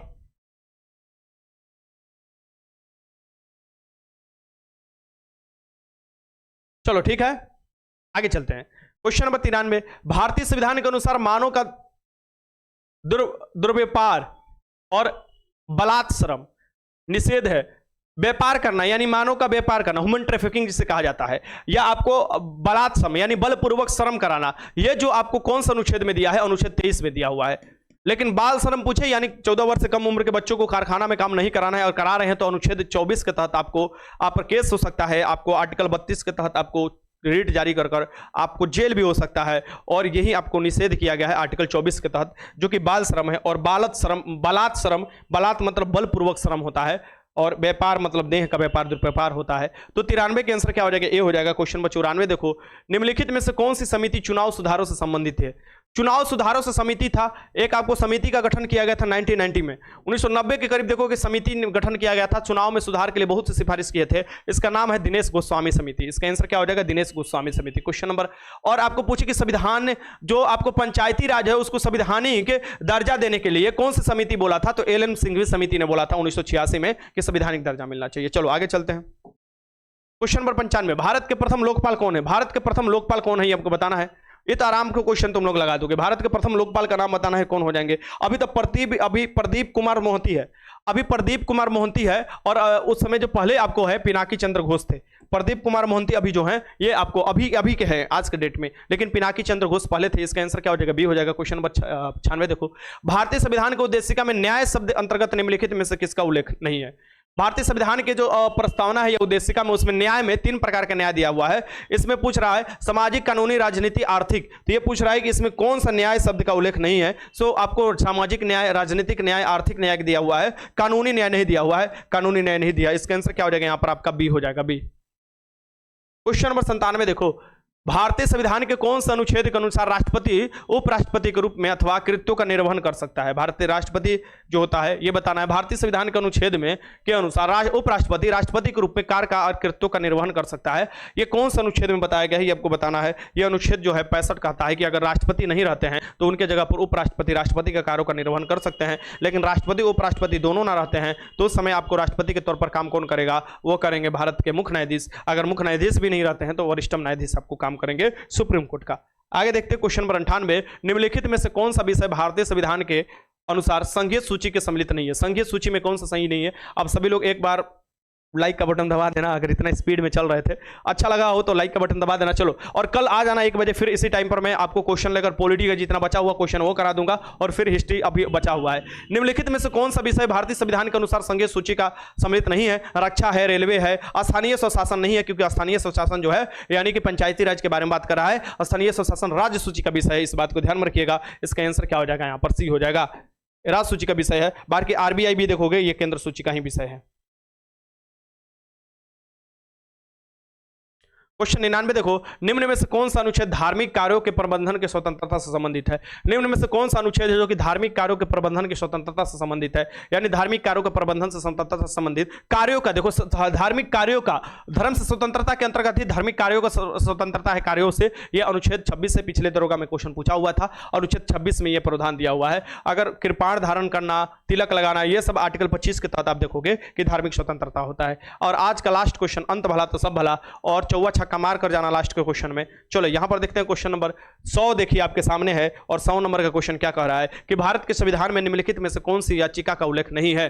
तो कौन सा याचिका नहीं है? जैसे भारतीय संविधान में आर्टिकल 32 के तहत 5 रीट, और आर्टिकल 226 के तहत आपको देखोगे 5 रीट। आर्टिकल 226 जो होता है यह हाईकोर्ट के लिए रीट जारी किया जाता है, और सुप्रीम कोर्ट के लिए आपको 5 रीट जारी किया जाता है। आर्टिकल 32 के तहत प्रतिषेध, परमादेश, अधिकार परीक्षा, एक उत्प्रेषण, ये सब आपको रीट मिलता है, लेकिन आदेश रीट नहीं मिलता है। इसका आंसर क्या हो जाएगा? यहाँ पर डी हो जाएगा, और इसका आंसर जो हो जाएगा डी हो जाएगा। चलो यहाँ पर 100 क्वेश्चन तुम लोगों का समाप्त होता है। वीडियो अच्छा लगा तो लाइक कीजिएगा, और बताओ ठीक लगा क्लास? थोड़ा स्पीडली थे आज और मजा आया तो बताओ कमेंट कर ठीक लगा क्लास आज?